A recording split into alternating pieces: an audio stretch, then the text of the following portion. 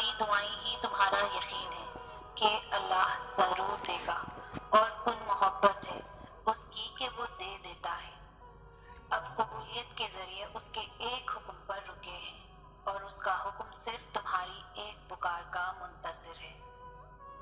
اللہ تعالیٰ یقین والوں کے لیے راستے بناتا ہے، اور جانتے ہو یقین والے کیسے ہوتے ہیں کہ جب ان کی دعائیں بھی ان کے مخالف ہو جائیں وہ تب بھی اللہ سے مانگنا نہیں چھوڑتے۔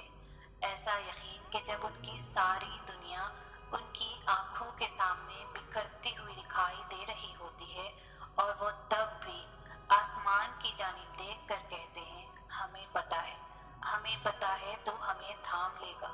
تو بتاؤ پھر کیا تم اتنا یقین رکھتے ہو اس پر کہ اپنے منصوبوں کو اس کے منصوبوں کے لیے ترک کر دو؟ نہیں، تم تو فوراً ڈر جاتے ہو اور پھر زور زور سے کہنے لگتے ہو کہ اللہ نے میری دعائیں تو سنی ہی نہیں۔ بھول گئے ہو اللہ کہتا ہے کہ تم کیا سمجھتے ہو کہ تم کہو گے میں ایمان لایا، اور پھر تم آزما نہ جاؤ گے؟ جان مارنی پڑتی ہے تب جا کر اللہ ملتا ہے۔ یقین کی کڑی آزمائش کاٹنی پڑتی ہے، پھر جا کر معجزے ہوتے ہیں۔ تو پھر یقین رکھو، ایسا یقین کہ اگر اللہ تمہیں دائیں جانب کا کہے تو تم چل دو، یہ جانتے ہوئے بھی کہ تمہاری جاہ بائیں جانب ہے۔ پھر دیکھو کیسے وہ بائیں کو دائیں طرف لے آتا ہے، تمہیں اس راستے سے اپنی قدرتیں دکھاتا ہے جہاں سے تمہیں کچھ بھی ملنے کی توقع نہ تھی۔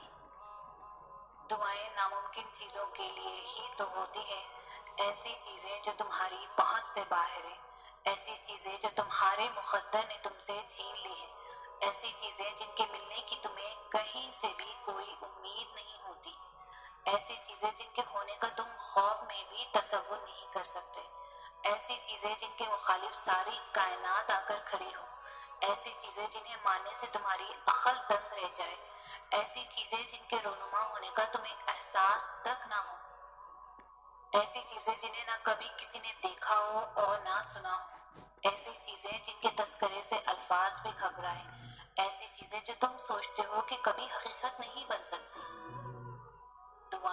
دعائیں وہ معجزہ ہے جنہیں تمہارا نصیب بھی نہیں روک سکتا۔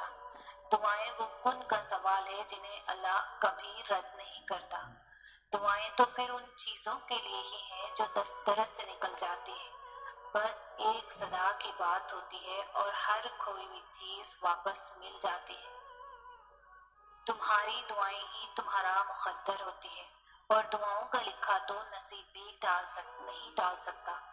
جو بے جان کہانی میں پھر سے جان پھونک سکتی ہے وہ تمہاری دعائیں نہیں تو اور کیا ہے۔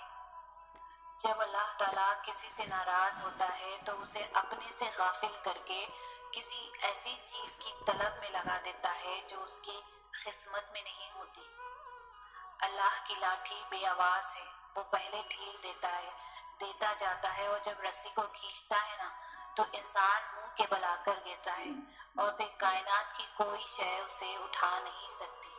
وہ تمہارے ساتھ ظلم کر کے سکون سے بیٹھے ہوئے ہیں ناچ، وہ تو کل مکافات عمل کا مزہ ضرور چکھیں گے۔ وہ آزماتا ہے اسی چیز سے جو کہ بے حد پیاری ہوتی ہے، تاکہ اس چیز کے ملنے کی طرف تمہیں اللہ سے ملوا دے۔ ہاتھوں کا اٹھ جانا یا سر کا جھک جانا کبھی بھی ہمارے بس میں نہیں ہوتا۔ ہم اللہ کو کبھی نہیں چنتے، اللہ ہمیں چنتا ہے، پھر چاہے وہ ہمیں صرف لڑکھڑانے پر چن لے یا کوئی زوردار ٹھوکر کھا کر زمین پر منہ کے بل گرنے کے بعد، پھر چاہے وہ خوشی کے آنسوؤں میں چن لے یا درد کے ایک لمبے سفر کے بعد۔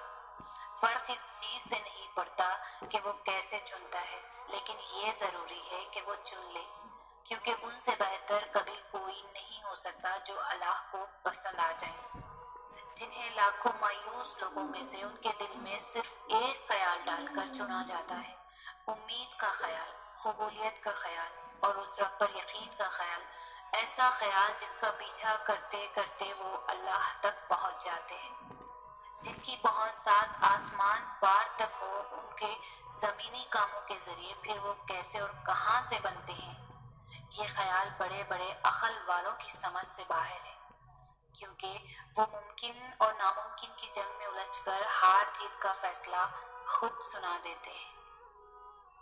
نہ جانے اس وقت کن کن لوگوں پر اللہ کی آزمائشیں ہوں، لیکن یقین کرو ایک بار آزمائش سے ہارنے کے بجائے اٹھنا سیکھو، خود کو مضبوط کر کے سب کچھ اللہ پر چھوڑ کر دیکھو، حقیقت کو تسلیم کر کے اللہ کے کن پر یقین رکھ کر توکل کر کے تو دیکھو، پھر دیکھنا کیسے روح کے اندر تک سکون ہی سکون بھر جائے گا۔ دلوں کے حال اللہ بہتر جانتا ہے اور تقدیروں کے کھیل بھی اسی کے ہاتھ میں ہے، تو پھر کیوں مطمئن نہیں، کیوں سوچوں میں گھرے ہوئے ہو، کیوں اس کی بادشاہت پر یقین نہیں، کیوں اس کے فیصلوں پر راضی نہیں؟ جب اللہ جانتا ہے کس وقت کیا بہتر ہے، پھر دل میں وسوسوں کا سوال ہی نہیں پیدا ہونا چاہیے۔